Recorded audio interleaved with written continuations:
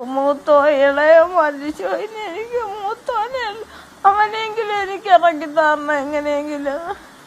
നമസ്കാരം. വെഞ്ഞാറമ്മൂട് അഫാൻ നമുക്കറിയാം, 5 പേര് വളരെ മൃഗീയമായിട്ട് നിഷ്ഠൂരമായിട്ട് കൊലപ്പെടുത്തിയ അഫാൻ സ്വന്തം കൂടപ്പിറപ്പിനെ വരെ, സ്വന്തം കുഞ്ഞനിയനെ വരെ മൃഗീയമായിട്ട് ഒരു ദയ പോലും ഇല്ലാതെ ചുറ്റിക കൊണ്ട് തലക്കടിച്ച് കൊലപ്പെടുത്തിയ അഫാൻ സ്വന്തം കാമുകിയെ, സ്വന്തം ഉപ്പായുടെ സഹോദരന്റെ ഭാര്യയെ, 90 വയസ്സ് മാത്രം 90 വയസ്സിൽ പരം പ്രായമുള്ള ഒരു ഉമ്മുമ്മയെ, സ്വന്തം ഉമ്മയെ മൃഗീയമായി അടിച്ചു കൊല്ലാൻ വേണ്ടി ശ്രമിച്ചു. ഇതൊക്കെ ചെയ്ത് ഇപ്പൊ ജയിലിലാണ് പുള്ളി. ആത്മഹത്യക്ക് ശ്രമിച്ചു എന്നൊക്കെ പറയുന്നു. ആ ഒരു ഞെട്ടൽ ഇതുവരെയായിട്ടും മലയാളികളുടെ മനസ്സിൽ നിന്ന് മാറിയിട്ടില്ല. അതിനുശേഷം ഒരുപാട് സംഭവങ്ങൾ നമ്മൾ കണ്ടു. ഷൈനിയുടെ ആത്മഹത്യ വരെ കണ്ടു. അതിലൊരു വേദനയാണ്, ഇതിലൊരു ഞെട്ടലാണ്, ഇതിലൊരു ഭയമാണ്. മനസ്സിലായി? ഇവനോടുള്ള വെറുപ്പാണ്, ഈ അഫാനോടുള്ള വെറുപ്പാണ് മലയാളികളുടെ മനസ്സിൽ മൊത്തമുള്ളത്. ഓക്കെ, ഇപ്പോ നമ്മുടെ ശ്രീകണ്ഠൻ നായർ, അതായത് 24-ൽ നമ്മുടെ SK ശ്രീകണ്ഠൻ നായർ എന്ത് ചെയ്തു? ഈ അഫാന്റെ ഉമ്മയെ കാണാൻ വേണ്ടി ഹോസ്പിറ്റലിൽ പോയി. അവിടെ പോയിട്ട് ശ്രീകണ്ഠൻ നായർ പലരെയും സഹായിച്ചിട്ടുണ്ട്. അവിടെ പോയിട്ട് ഈ അഫാന്റെ ഉമ്മയ്ക്ക് പുതിയൊരു വീട് വെച്ച് കൊടുക്കുക. കാരണം ആ വീട്ടിൽ ഏതാണ്ട് ഇത്രയും കൊല നടന്ന വീടല്ലേ. ഇപ്പൊ തന്നെ അവർക്ക് ആ വീട്ടിലോട്ട് പോകാൻ മടിച്ച് മറ്റേ ഏതോ ഒരു അതിഥി മന്ദിരത്തിലോ ആരുടെ സഹായത്തിലാണ് അവർ കിടക്കുന്നത്. അതുകൊണ്ട് തന്നെ അവർക്കൊരു പുതിയ വീട് വെച്ച് കൊടുക്കാമെന്ന് പറഞ്ഞുകൊണ്ടുള്ള ഒരു വീഡിയോ ആണ് ഈ സാധനം.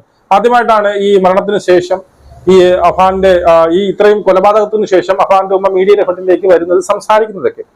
അപ്പൊ നമുക്ക് പൊതുവെ ഇങ്ങനെ ഒരു സംഭവം കേൾക്കും, ഒരു നിരാലംബരായ ഒരു കുടുംബത്തിന് ഇങ്ങനെ ഒരു വീടൊക്കെ വെച്ച് കൊടുക്കുന്ന സത്യം പറഞ്ഞു കഴിഞ്ഞാൽ നമുക്ക് സന്തോഷമാണ് തോന്നേണ്ടത്. പക്ഷെ എനിക്ക് ഈ ന്യൂസ് കേട്ടിട്ട്, സത്യം പറയാമല്ലോ, എനിക്ക് ഈ ന്യൂസ് കേട്ടിട്ട് സന്തോഷമല്ല, എനിക്ക് ദേഷ്യമാണ് തോന്നിയത്. അത് എന്തുകൊണ്ടെന്ന് ചോദിച്ചു കഴിഞ്ഞാല്, സംഭവം ഇതിനേക്കാൾ എത്രയോ പാവപ്പെട്ട കുട്ടികളുണ്ട്, എത്രയോ പാവപ്പെട്ട കുടുംബങ്ങളുണ്ട്. അവർക്കൊക്കെ ഒരു വീട് വെച്ചു കൊടുത്ത് പുണ്യമെങ്കിലും കിട്ടും. മനസ്സിലായോ? ഒരു പുണ്യമെങ്കിലും കിട്ടുമെന്ന് എനിക്കിതിൽ പറയാനുള്ളൂ. എനിക്കിതിനോട് ഒരു യോജിപ്പ് എനിക്ക് തോന്നില്ല. കാരണം ഈ അഫാൻ ഈ ഒരു കൊലപാതകത്തിലേക്ക്, അല്ലെങ്കിൽ ഈ രീതിയിൽ എത്താൻ വേണ്ടിയിട്ട് നല്ലൊരു പങ്ക് ഈ ഒരു ഉമ്മ വഹിച്ചിട്ടുണ്ടോ എന്നാണ് ഞാൻ മനസ്സിലാക്കുന്നത്. നമ്മുടെ വാർത്തകളെല്ലാം കേട്ടു. ഇപ്പോഴും അഫാനെ രക്ഷിക്കാൻ വേണ്ടിയിട്ട് അഫാൻ ഒന്നും ചെയ്തിട്ടില്ല എന്ന് ആവർത്തിച്ച് പറയുകയാണ് ഈ പറയുന്ന ഉമ്മ. ഉമ്മ ഇതിനകത്ത് പറയുന്നുണ്ട്, എങ്ങനെയെങ്കിലും എന്റെ അഫാനെ ഒന്ന് പുറത്തിറക്കി തരാമോ സാറേ എന്നുള്ളതാണ് പറയുന്നത്. അപ്പോ നിങ്ങളുടെ അഭിപ്രായം കമന്റ് ഇടുന്നത്. എനിക്കിതിനെ സന്തോഷമായിട്ടെന്ന് എനിക്ക് തോന്നുന്നില്ല. എനിക്കിതിലൊരു ഇത് എന്തെന്താ കാണിക്കുന്നത് എന്നുള്ള രീതിയാണ് എനിക്ക് തോന്നിയത്. എത്രയോ പാവപ്പെട്ട ആൾക്കാർക്ക് കൊടുത്തു ഒരു ഗതിയില്ല നടക്കുന്ന ആൾക്കാരുണ്ട്. ഇത് 5 പേരെ അല്ലെങ്കിൽ കൊന്ന അവർക്കല്ല വാങ്ങിച്ചു കൊടുക്കുക എന്നുള്ള എന്റെ പേഴ്സണൽ അഭിപ്രായം. തെറ്റായി പോയി നിങ്ങൾ ശരി. എനിക്ക് ആ ഒരു ഫീലാണ് വരുന്നത്. നമുക്ക് ഈ ഒരു സംഭവം കേട്ടുകൊണ്ട് നമുക്ക് പ്രതികരിക്കാം. ഓക്കെ,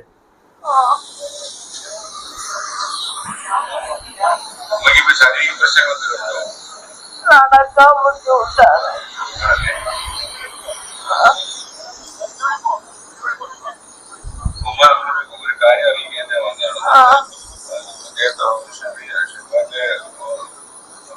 ബാപ്പയോട് സംസാരിച്ചായിരുന്നേ. അപ്പോ നമ്മള് ഇനിയിപ്പോ താമസിക്കാൻ നമുക്കൊരു പുതിയ വീട്ടിലേക്ക് പോകണ്ടേ. അപ്പൊ നമ്മളൊരു വീടുണ്ടാക്കി കൊടുക്കാന്ന് പറഞ്ഞു. ഈ പഴയ വീട്ടിലൊക്കെ പോയാൽ നമുക്ക് അവിടെ കിടക്കാനും ഒക്കെ പ്രയാസമല്ലേ. അതുകൊണ്ട് നമുക്കൊരു പുതിയ വീട് ഉണ്ടാക്കി കൊടുക്കാം. അപ്പൊ അത് പറയാൻ വേണ്ടി ഞാനും കൂടെ വന്നതാണ്. അപ്പൊ ഉമ്മയുടെ ഒരു കാര്യം ചോദിച്ചോട്ടെ. അപ്പൊ ഉമ്മ ഇപ്പൊ പോലീസുകാരോട് പറഞ്ഞ മൊഴി അതുപോലെ തന്നെയാണ് ഉമ്മ നിൽക്കുന്നത്? അതാണ് കറക്റ്റ്. ഞാൻ പറഞ്ഞതാണ് കറക്റ്റ്. എനിക്ക് അതേ ഓർമ്മയുണ്ട്. അതായത് ഉമ്മ പറയുന്നത് കട്ടിലിൽ നിന്ന് വീണു അതാണോ പറഞ്ഞത്? ഞാൻ കട്ടിലിൽ നിന്ന് വീണതാണ് ഞാൻ പറയുന്നത്. എനിക്ക് സംഭവിച്ചതും അത് തന്നെയാണ്, എന്റെ ഓർമ്മയിലും അത് തന്നെയാണ്.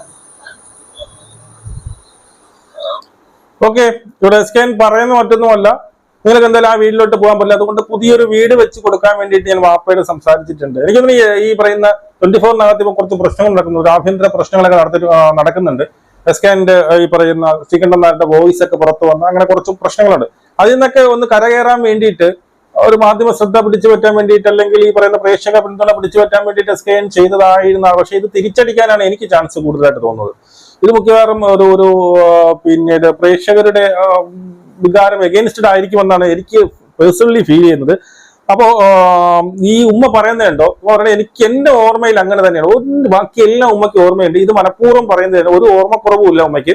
ഇത് മനഃപൂർവ്വം മൂത്ത മകനെ രക്ഷപ്പെടുത്താൻ വേണ്ടിയിട്ട് ഉമ്മ മനഃപൂർവ്വം പറയുന്നതാണ്. നമുക്ക് മലയാളിക്ക് അല്ലെങ്കിൽ അരിയാഹാരം കഴിക്കുന്നവർക്ക് മനസ്സിലാവുന്നതേ ഉള്ളൂ. എന്റെ ഓർമ്മയിൽ ഞാൻ കട്ടിലിൽ നിന്ന് വീണത് തന്നെയാണ് എന്നാണ് ആവർത്തിച്ച് പറയുന്നത്. അതിന് അങ്ങനെ ആവർത്തിച്ച് പറയാനുള്ള കാരണമുണ്ട്, അത് ഇവര് ലാസ്റ്റ് പറയുന്നുണ്ട്. അതുകൊണ്ട് കേൾക്കണം നമുക്ക്. ഓക്കെ, കുറെ തവണ ചോദിച്ചോ ഇത്? ചോദിച്ചു, 2 തവണ ചോദിച്ചു. ഒന്നും ഓർമ്മ കിട്ടാത്തോണ്ടാണോ ഇനി അതങ്ങനെ തോന്നുന്നത്? ഓർമ്മ എനിക്ക് അന്നത്തെ കാര്യം, ഞാൻ ഉണ്ടാക്കിയ കാര്യങ്ങള്, സ്കൂളിൽ കൊച്ചിനെ വിട്ട കാര്യമൊക്കെ ഓർമ്മ ഉണ്ട്. അത് തന്നെ ഞാൻ പറഞ്ഞത്. റഹീമിനോട് ഇത് തന്നെയാണോ പറഞ്ഞത്? ഫഹീമിനോട് ഇത് തന്നെ പറഞ്ഞു. ഉമ്മ എളുപ്പം സുഖമായിട്ട് വരിക, നമ്മളെ കൂടുതൽ ചോദ്യമൊന്നും ചോദിക്കുന്നില്ല. ഉമ്മ അത് കഴിഞ്ഞിട്ട് ഒന്നുകൂടെ മനസ്സൊക്കെ ശരിയാകുമ്പോൾ പോലീസുകാരോട് സംസാരിക്കുക. ഇപ്പൊ അന്ന് നടന്ന സംഭവങ്ങളൊക്കെ ഉമ്മയ്ക്ക് ഓർമ്മയുണ്ടല്ലോ? എന്താണ്? അന്ന് ഈ മകൻ ചെയ്ത കാര്യങ്ങളൊക്കെ ഓർമ്മയുണ്ടല്ലോ? ഇവര് പറഞ്ഞു ഓർമ്മ ഉണ്ട്. ഉമ്മയ്ക്ക് അല്ലാതെ എനിക്കറിയില്ല, ഇവര് പറഞ്ഞു ഓർമ്മ ഉണ്ട്. അപ്പൊ ഈ ഉമ്മയ്ക്ക് എല്ലാം ഓർമ്മയൊക്കെ വരുമ്പം പോലീസുകാരോട് എല്ലാ കാര്യങ്ങളും പറയുക. കാര്യം ഞങ്ങൾ ഇങ്ങനെയുള്ള അക്രമങ്ങൾ ഉണ്ടാവാതിരിക്കാൻ വേണ്ടി ഇറങ്ങിയതാ ഉമ്മ. സാറേ, എന്റെ കൊച്ചിനെ ഇറക്കാൻ പറ്റൂ, എന്റെ കൊച്ചിനെ ഇറക്കി തരണം. എങ്ങനെയെങ്കിലും എന്റെ മൂത്തോ ഇളയോ മരിച്ചു, ഇനി എനിക്ക് മൂത്തോനെ അവനെങ്കിലും എനിക്ക് ഇറക്കി തരണം. എങ്ങനെയെങ്കിലും എനിക്ക് അവനെ പ്രതീക്ഷിച്ചാണ് ജീവിക്കണം. അല്ലെങ്കിൽ ഞാൻ എന്തെങ്കിലും കുറിച്ച് ഞാൻ മനുഷ്യന് പ്രതീക്ഷിച്ചാണ് ജീവിക്കണം. നമുക്ക് നോക്കാം. ഉമ്മ സമാധാനമായിട്ട് കിടക്കുക കേട്ടോ. ഓക്കെ ഓക്കെ ഉമ്മ. ഉമ്മയെ ഞങ്ങൾ കാണാൻ പിന്നെ വരാം കേട്ടോ. ഉമ്മ സുഖമായിട്ട്. ഇവിടെ കണ്ടോ എന്തുകൊണ്ടാണ് ഞാൻ കട്ടിലിൽ നിന്ന് എന്നെ വീണെന്ന് പുള്ളി ഈ ഉമ്മ പറയാനുള്ള കാരണം, ഉമ്മയ്ക്ക് എന്ത് ചെയ്യണം, ഈ പറയുന്ന മൂത്തവനെ ഇറക്കണം എന്നുള്ളതാണ്. സാറേ, എങ്ങനെയെങ്കിലും എന്റെ മൂത്ത മകനെ ജയിലിൽ നിന്ന് ഇറക്കണം, എന്റെ ഇളയ മകനൊക്കെ പോയി, ഇനി അവൻ മാത്രമേ നമുക്കൊരു താങ്ങായിട്ടുള്ളൂ. ഇതൊക്കെ പറയുമ്പോൾ നമുക്ക് ആദ്യം നമുക്കൊരു ഉമ്മയുടെ ഒരു സ്നേഹമായിട്ട്, അല്ലെങ്കിൽ ഉമ്മയുടെ ഒരു വാത്സല്യം, ഒരു ഉമ്മയില്ല, ഉമ്മയ്ക്ക് ഇങ്ങനെ ചിന്തിക്കാൻ കഴിയുള്ളൂ, അല്ലെങ്കിൽ ഉമ്മയ്ക്ക് ഇങ്ങനെയൊക്കെ സംസാരിക്കാൻ കഴിയുള്ളൂ എന്നൊക്കെ നമുക്ക് തോന്നും. പക്ഷെ എനിക്ക് ചോദിക്കാനുള്ളത്, ഉമ്മയാണ്. ഉമ്മ എന്ന് പറഞ്ഞാൽ അഫാന്റെ മാത്രമല്ല, ആ ഇളയ സഹോദരന്റെയും ഉമ്മയാണ് താങ്കൾ, അല്ലേ? ആ ഇളയ മകനെ ക്രൂരമായി കൊന്ന്, ക്രൂരമായിട്ട്, ആ ഇളയ മകൻ മാത്രമല്ല, എത്ര കുടുംബമാണ് അവൻ നശിച്ചത്. എത്ര കുടുംബത്തിലാണ് ഈ പറയുന്ന ആ പെൺകുട്ടി, അവൻ സ്നേഹിച്ചിരുന്നു, അല്ലെങ്കിൽ സ്നേഹിച്ചു പോയി എന്നൊരു തെറ്റ് മാത്രമേ ആ പെൺകുട്ടി ചെയ്തിട്ടുള്ളൂ. ആ പെൺകുട്ടിയുടെ കുടുംബത്തിലോ, അവിടെയൊക്കെ ബാക്കിയുള്ള കുടുംബം വിടുന്നേ, നിങ്ങൾ ഈ പറയുന്ന ആ പെൺകുട്ടിയെ ക്രൂരമായിട്ട് കൊന്നു. ഇപ്പൊ ഈ ഉമ്മയ്ക്ക് എല്ലാം അറിയാം, അവൻ എത്ര പേരെ കൊന്നിട്ടുള്ളൂ വളരെ കൃത്യമായിട്ട് അറിയാം. തന്റെ ഇളയ മകനെ ഉൾപ്പെടെ കൊന്നിട്ടുണ്ടെന്ന് ഈ ഉമ്മയ്ക്ക് കൃത്യമായിട്ട് അറിയാം. അവരെ വിടുക്കൂ. അപ്പൊ ഈ പറഞ്ഞ പെൺകുട്ടി, അവരുടെ കുടുംബം ഇപ്പോഴും സങ്കടക്കടലിൽ ഇരിക്കുന്നു. അതുപോലെ ഈ മരണപ്പെട്ട എല്ലാവരുടെ കുടുംബവും ഇപ്പോഴും അവർക്ക് നഷ്ടം തന്നെയാണ്, വലിയ നഷ്ടമാണ്, തീരാ നഷ്ടമാണ്. പക്ഷെ ഇത് ഉമ്മയാണെന്ന് പറയുമ്പോഴും ഈ ഉമ്മ എന്ന് പറഞ്ഞാൽ ഇളയ മകന്റെയും കൂടി ഉമ്മയാണ്. മനസ്സിലായി? ഇളയ മകൻ നഷ്ടപ്പെട്ടില്ലേ? എനിക്ക് ഇത്രയേ ഉള്ളൂ. അവനെ എനിക്കിനി, പൊതുവെ ഞാൻ മനസ്സിലാക്കിയത് ഇങ്ങനെയുള്ള ഉമ്മമാർ, എനിക്കിനി അവനെ കാണണ്ട എന്നെങ്കിലും പറയാമായിരുന്നില്ലേ? ഇതിപ്പോ എന്താ പറയണത്? എന്റെ മകൻ മരിച്ചു പോട്ടെ, എനിക്ക് മൂത്തവനെ വീണ്ടും വേണമെന്ന് പറയുമ്പോൾ തന്നെ ഇത് ഇവൻ ചെയ്തതിനെല്ലാം ഒരു തരത്തിൽ ന്യായീകരിക്കും പോലെ എനിക്ക് തോന്നുന്നുണ്ട്. ഈ പറയുന്ന അഫാൻ ചെയ്തതെല്ലാം ഒരു തരത്തിൽ അവർ ന്യായീകരിക്കുന്നുണ്ട്. അത് പ്രശ്നമല്ല, അത് അവനെ എങ്ങനെയെങ്കിലും വിട്ടു തരണം. മനസ്സിലായോ? അതായത് അല്ലെങ്കിൽ അഫാൻ ചെയ്തതിൽ ഇവർക്ക്, ഈ പറയുന്ന ഉമ്മയ്ക്ക് എന്തോ പങ്കുള്ളതായിട്ടൊക്കെ എനിക്ക് ഇങ്ങനെ തോന്നുന്നു. ഒരു ഉമ്മയെങ്കിലും എനിക്ക് തോന്നുന്നില്ല വേറെ ഏതെങ്കിലും ഉമ്മമാർ ഇങ്ങനെ പറയൂ. ശരിയാണ്, എന്തൊക്കെ തെറ്റുകൾ ചെയ്താലും എന്തൊക്കെ ചെയ്താലും ഉമ്മയ്ക്ക് മകൻ എന്നും മകൻ തന്നെയാണ്, അല്ലേ? എല്ലാവരും രക്ഷപ്പെടുത്തും. പക്ഷെ അതുപോലെ തന്നെ സ്വന്തം മകനും മറ്റൊരു മകനെയും ക്രൂരമായിട്ട് കൊന്നു കളഞ്ഞവൻ, മറ്റൊരു മകനെയും, അല്ലെങ്കിൽ എനിക്ക് തോന്നുന്നത് ഇവര് മുമ്പേ ഈ ഒരു പ്ലാൻ ചെയ്തിരുന്നു. അതായത് മുമ്പേ ഇങ്ങനെ കൊല്ലാം എന്നുള്ള പ്ലാൻ ചെയ്ത്, അതുകൊണ്ടാണ് ഇവരെ മനസ്സ് അത്രയ്ക്കൊരു ഷോക്ക് ആവാത്തത്. മുമ്പേ ഞാൻ ഇവരെല്ലാവരും കൊല്ലും, മേ ബി അങ്ങനെ ആയിരിക്കും. അതായത് ഈ അഫാൻ മുമ്പേ പറഞ്ഞിട്ടുണ്ടാവാം, ഞാൻ ഈ പറയുന്ന, അല്ലെങ്കിൽ നമ്മൾ മാത്രം മരിച്ചിട്ട് കാര്യമില്ല, നമ്മളെ ഈ ഇത്രയും കാലം കഷ്ടപ്പെടുത്തിയവരെല്ലാവരെയും ഞാൻ കൊല്ലും എന്ന് പല പ്രാവശ്യം ഈ ഉമ്മയുമായിട്ട് ചർച്ച ചെയ്തിട്ടുണ്ടാവാം. ഉമ്മ ചിലപ്പോൾ ആദ്യം എതിർത്തിട്ടുണ്ടാവും, പിന്നെ ഒരു പരോക്ഷമായിട്ടുള്ള ഒരു സമ്മതവും അങ്ങനെയൊക്കെ കൊടുത്തിട്ടുണ്ടാവും. അതുകൊണ്ടാണ് ഇവർക്ക് ഇത് ഒരു ഷോക്കല്ല. ഇത്രയും പേര് സ്വന്തം അനിയൻ, ഇളയ കുട്ടി വരെ മരിച്ചത് ഇവർക്ക് ഒരു ഷോക്കല്ല. ഇവർ വീണ്ടും ഈ പറയുന്ന, നമുക്ക് മനസ്സിലാക്കാം ഉമ്മയുടെ കഥാണ്, എങ്ങനെയെങ്കിലും എന്റെ മോനെ വിട്ടുതാ എന്ന് പറയും. പക്ഷെ അതിനോടൊപ്പം ആ ഇളയ മകനെ കുറിച്ചൊന്ന് വാക്ക് പറ. ഇളയ മകനെ ക്രൂരമായിട്ട് കൊന്നില്ലേ, എനിക്കിനി അവനെ കാണണ്ടെന്നെങ്കിലും പറ. അതുകൊണ്ടാണ് അവിടെയാണ് ഈ ഒരു വീട് കൊടുക്കുന്ന ഒരു തീരുമാനത്തിലൂടെ എനിക്ക് അങ്ങോട്ട് യോജിക്കാൻ പറ്റാത്തത്.